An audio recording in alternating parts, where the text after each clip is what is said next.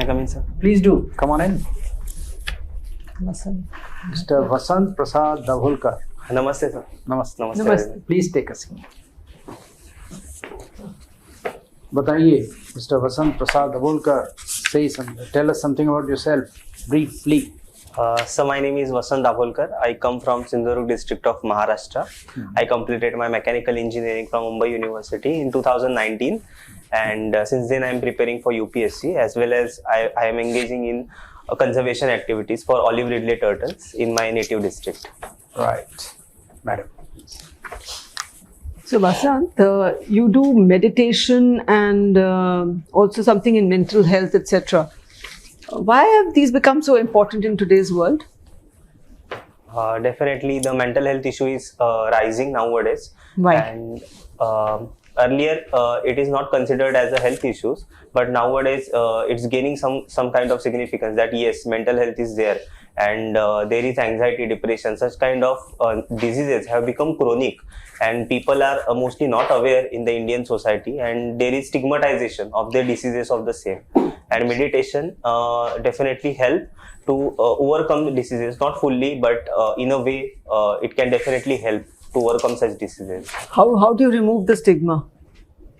How do you think the stigma can be removed? Awareness is the primemost thing which can help to remove the stigmas. For example, many celebrities are nowadays talking about mental health, that they have even suffered about this. Even government has launched many initiatives like Manodarpan during the COVID period, and even our curriculum is getting upgraded with such kind of health issues being addressed. So definitely in upcoming times it will create more awareness, but still more to go. More to go. And young people especially seem to be more vulnerable. Yes. The very old and the very young. Yes. The old people I can still understand because they get lonely or whatever, but the young, why are they getting so affected and unable to cope, you think? What could possibly be the reason? Prime reason is being loss of families, like the transition from joint families to the nuclear families. And nowadays, even in the nuclear families, people stay isolated at the home. So even the peer groups, there is a peer pressure in the college or in the workplaces. There is toxic environments most of the times in the corporates mostly, wherein there is a competition, lot of So I think these kind of issues are there. Along with that, various issues like addiction, social media, there is a lot of comparison in the social media, body shaming kind of thing. So definitely the lot of issues are there which accumulate and forms kind of mental health issues. Something be done in schools to do this, to handle this, in schools and colleges and other places? Because in the homes, I'm not sure it would work. But if they do something in schools and colleges on a regular basis, you think that will help? And supposing you were in charge, would you do something? And what would be the best thing to do? You think? Definitely, Indian society is mostly collectivism, we believe, and in the society, if, in the schools, if we teach students collectivism, like importance of the friends, peer group, families, then such kind of groups can be formed wherein they can share their everyday thing. For example, in our college, we have the groups of the students wherein they used to come to us, and as a student mentor we used to listen to whatever the problems they are having. That is the important thing. Listening is very important. Exactly. So venting out the feeling is something very important when it comes to the mental health issue. So in the schools we can do the same, like importance of collectivism, playing sports, doing meditation. Like we mostly focus on the outer world and external curriculum things, but there is something inside us, like whatever we are feeling, our mind, our brain, the balance of the body and mind. So that is something important. Our curriculum should address that. It's very important that we begin from there. Yes. Right? Then I'll just take you a little bit to the international sort of arena. What is happening in Sudan? Are you aware? Sudan? Yes. What is happening? There is conflict in the Sudan, and that is leading to lots of refugees which are migrating from the Sudan. So Sudanese population is... What is happening? But what is the reason for the conflict at the moment? Are you aware? I'm not sure of exact nitty-gritties. Okay, no problem. Recently, there were a lot of protests in France. I think some of that is still ongoing. What is the reason? Are you aware of that? Increasing of the retirement age up to 65, that's the main reason, wherein people are resenting that due to the lack of due to the government policy to reduce the burden on the pensions, they are doing it, like increasing the retirement age. So that's why the France is protesting. Okay. UNSC reforms are being spoken about. Are you aware? Why is there demand for reforms, and what are these reforms that are being spoken about? And what is India's, 3 questions, India's position, India's take? Currently, if we see UNSC, then it's the monopoly of the P5 members, wherein the lots of decisions are getting biased, and there is not much democratization in the institutes. That's the main concern. And when it comes to the India's position, India is always vocal about India's that India should be included in the P5 members, and India is also gaining a lot of support from other countries to the UNSC reforms. So, what reforms are we asking for, along with the other countries? What reforms are we talking about? Firstly, the expansion of the UNSC permanent members, wherein other members should be included in the same. How many? How many are being proposed? I'm not aware of 10. the exact number. In all, 10. And one last question, veto power you mentioned. So in a reformed, whenever it does get agreed to, do you think veto power should be continue with because that's what the ones who already have it, the P5 are saying it should only remain with the P5. But there are 3 options I'll give you. Should it remain only with the 3, with the P5, or should it be with all the 10 members, or should there be no veto power for any of the 10 members if and when we have an expanded Security Council? I think there should be no veto power, because it will again create the next P5 if we give the veto power to P10 members. It becomes in P10. Next 10-20 years, it will become again that P10 it will become. Yes. So more democratization is the need of an hour. So I think it should be more democratic decision with the 2/3 majority kind of things. So such you think that will help? Yes, that can help. All right, thank you. Because that will democratize the security issues. Okay, let's hope so. Okay, Vasant, what is this Dashavatar? You mentioned folk theatre. So it's a folk theatre which came from the Yakshagana theatre from the Karnataka in 16th century. It represents 10 avatars of Vishnu, and in the local language, in the folk language, there is a drama which is performed in the Uttaranga and Purvanga part, wherein the social message from the mythological stories is being conveyed to the people. Okay, very interesting. Okay. Now I see that you have not given Maharashtra as your choice. Why? Any specific reason? Sir, I wanted to opt for Agmut cadre as a first, and as per algorithm, it directly become 0 for the Maharashtra if we do not choose the home state. Any reason why you wanted Agmut cadre? Sir, throughout my life, I lived in Maharashtra, that too in one specific district, and I am travel enthusiast, but due to paucity of time and money, I haven't traveled across India. So Agmut cadre can give me the choice for living across India. So that's very wonderful. But I see that there are differences in the choices for the IAS and IPS, the states which you have given. Have you applied your mind? You have done due diligence before filling up this? Yes, sir. I have a knee injury. That's why I filled IPS as a. No, that's fine. I'm not talking about the preference. Like I'm talking about the cadre which you have filled up. Because in IAS, like say for example, you have given Agmut as your first choice, and second is Rajasthan. Whereas then for police, you have given Agmut as first choice, and second choice is Uttarakhand. Which Uttarakhand is one state where there is hardly any policing. So that's why I was wondering. Okay. Are you aware of this fact? Yes, sir. I just asked my seniors who are in the service, and then according to their. You won't have anything to do in Uttarakhand as a police officer, if at all. Anyway, that's your choice. Now, tell me, there's a lot of debate going on about. Some people are saying that who should be more powerful, the elected parliament or unelected judiciary? What is your point of view?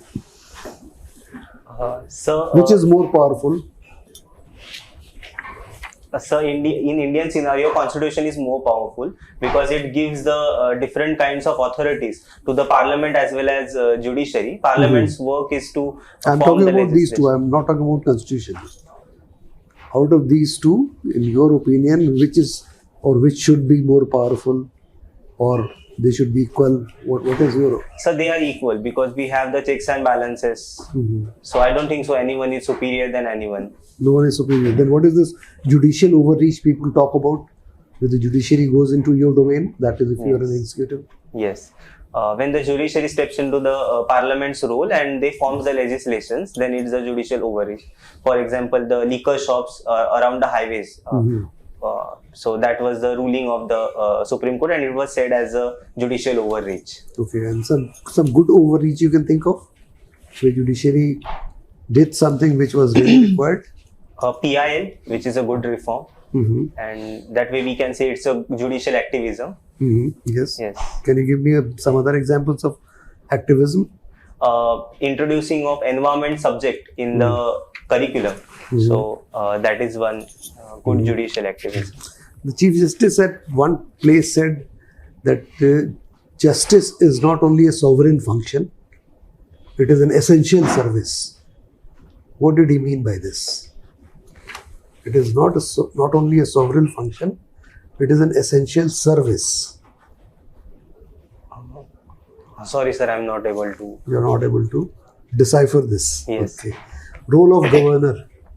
Do you think some relook is required? Yes. Yes, sir, definitely. If we see the current scenarios wherein the governors are overreaching into the elected chief ministers and their cabinet, so definitely there is a need for relook. For example, there was a Panchi Commission, Sarkariya Commission. They have given the recommendations, but still not. Most of the recommendations are still not implemented. So definitely. Can you cite some of the recommendations? Do you have any idea? For example, there is need of qualification for the governor as well as time period for which he or she should be. It should not be solely dependent on the will of the whims and fancies of the president, so that there will be less politicism. It should be office from the neutral person, and no political exposure should be there of the office of the governor. Okay, my last question to you. As a district magistrate, what are the laws you are supposed to be knowing? Which laws you will be most frequently using as a district magistrate in your day-to-day function?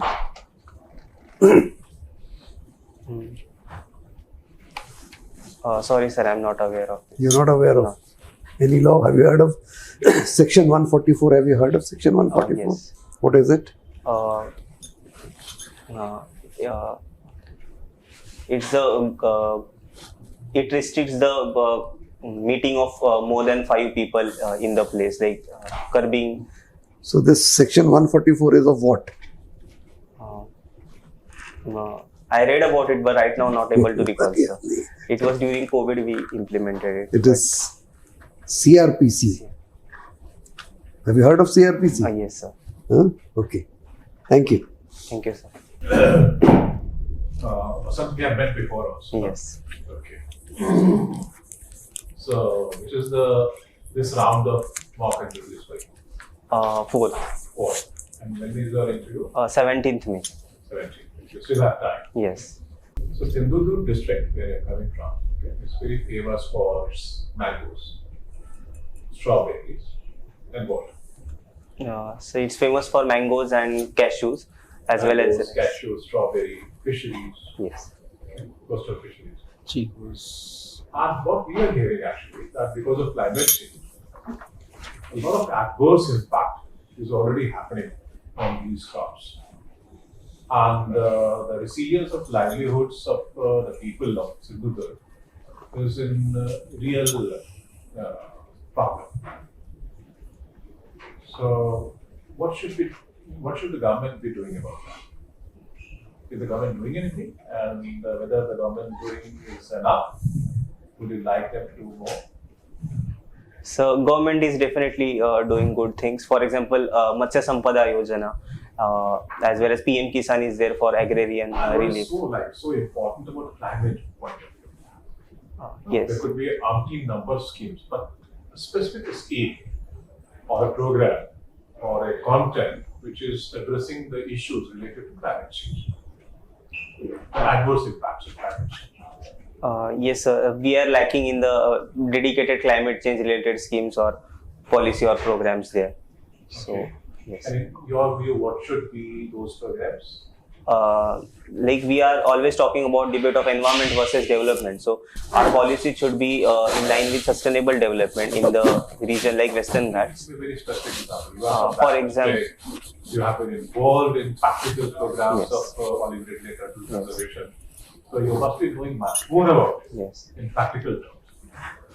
So, for example, ecotourism related programs should be there.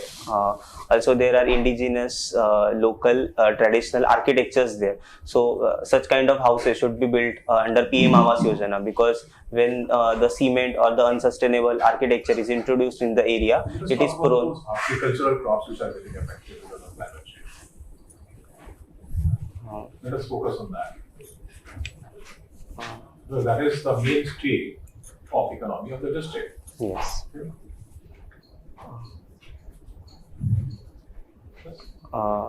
Take a guess. Think about it. So there is PM Fasal Bima Yojana, and it's doing really well when it comes to the, like recently there was a rain, sudden rain in the February, and it caused a loss to the mango crop, and PM Fasal Bima Yojana helped the farmers to gain some kind of insurances for their crops. Is there any kind of a social movement which is growing in Singapore district and adjoining district, or Ratnagiri, on that, about these issues? There is some anti-development kind of social. Anti-development. Yes. Okay. Like a lot of projects are coming up in the area because it is a natural coastline and it can turn as a good ports for the logistics. And so government is coming up with lot of projects, be it Jaitapur or the be it Nana refinery projects, and there is resentment from the people for the same. And would you support people on that count?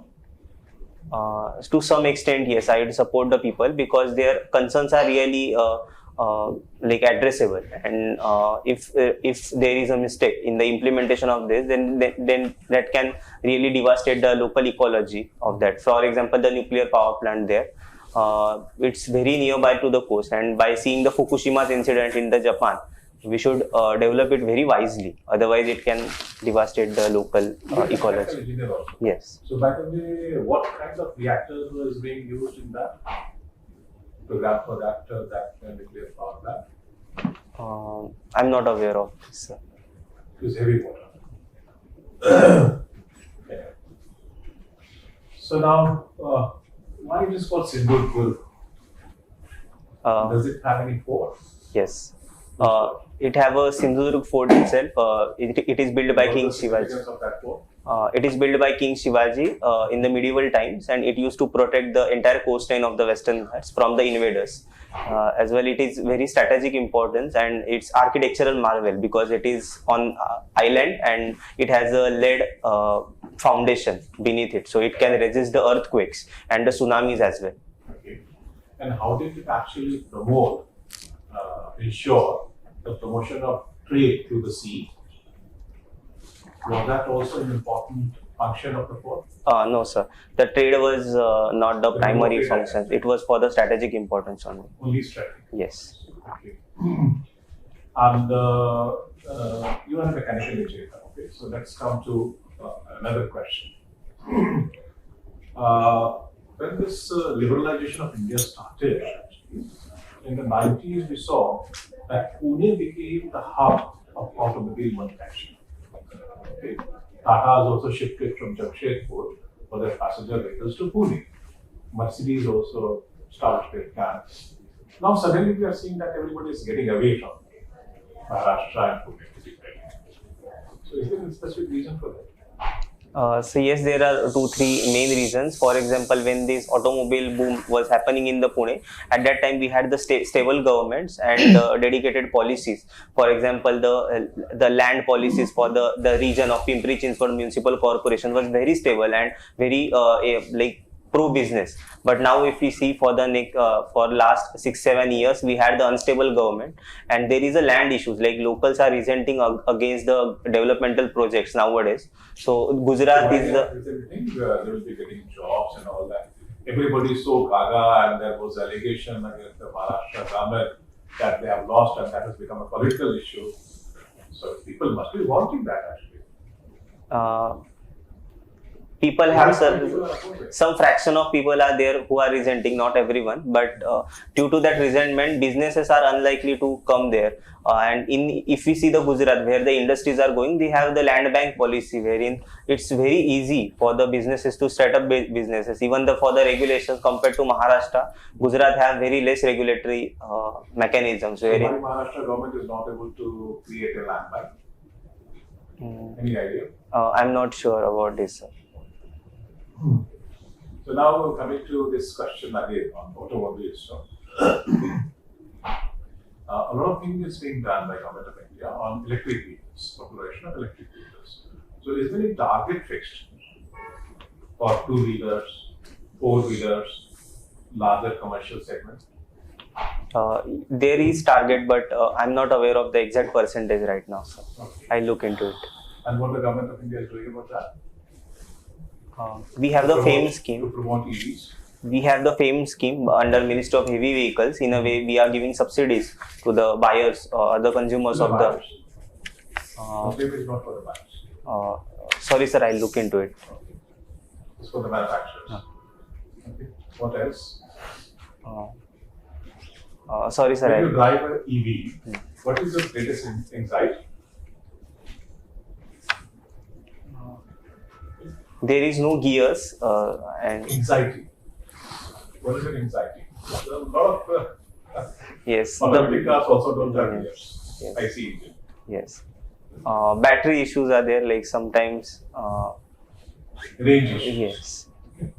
You don't For the know long when- drives. when your charge will become dead. Hmm. Okay. So, what is the government doing about that? Sorry, sir, I'm not. So, one last question to you: that in your hobby you have written theatre, okay?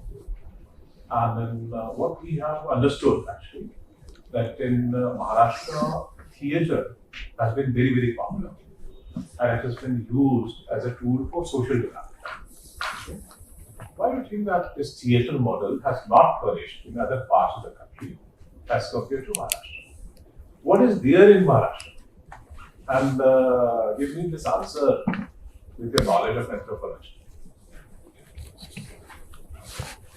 Relate that to anthropology, social anthropology. So, can I take time, sir? Please.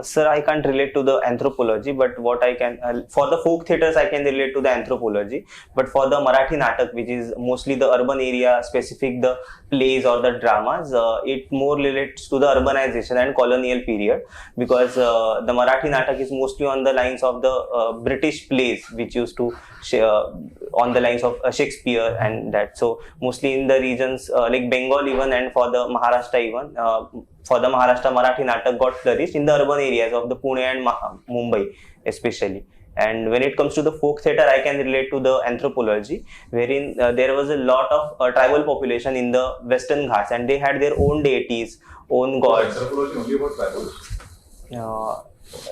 The main domain is tribals, but it expands to the social anthropology, rural, urban, as well as other areas. So how is it related, anthropology and folk theatres?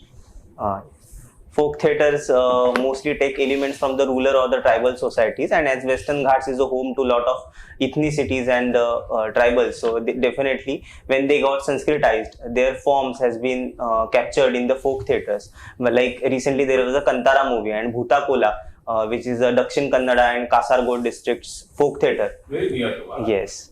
So Almost all the same region, Konkan. yes. The forms, a form is one and the same, but the manifestation is different, depend on the region. Like throughout the Western Ghat region, it's been the folk theatre tradition. Yes. Okay. What else? All right. Mr. Vasant, I'll ask you one question and then let's discuss on that, okay? If you were an entrepreneur or you were to suggest a friend into going into enterprise, and the three options available to you are auto parts, AI systems for that car, and three, lithium batteries, right? Which one would you ask him to invest in and why? And you please give a comparative analysis of all three. If the one sector I have to choose, then I'll choose AI, because I feel AI is a future of the automotive as well as manufacturing. And when it comes to the auto parts, when it comes to comparison, like auto parts, they have the limitations. Already there are big players in this field, be it Mahindra, Mercedes, and Bosch. Even for the lithium, we already have the lithium battery producing companies. But AI, relatively, there is less investment, and there are new manifestations of AI, be it metaverse, chat GPT, and generative AIs, and in future will more come up with this. So if my friend will invest in the AI, that will not only help the manufacturing sector but other fields as well. So that's. Okay, let me give you a counterpoint. If you are into lithium, you would be controlling the only item which is in short supply. In AI, you can keep developing. In auto parts, you can keep developing. But if you are into lithium business, you'll be controlling the ore, right? How do you comment on that? It's not a matter of who else is manufacturing. The point is, what is it that you are able to control? So compared to cost benefit ratio, the lithium, starting from its ore, then processing, then extracting a pure metal, and then so it requires huge process, huge investment. And All right. Okay. Terrific. All right. I think we'll close the interview here, unless there is a topic on which you want me to ask you. so on the startups, I think you can ask more. Okay. What is the reason why in the last few years there has been such a spurt of startups, which was probably not there 20 years back, even when the liberalization happened, more like 25 years back, 22 years back.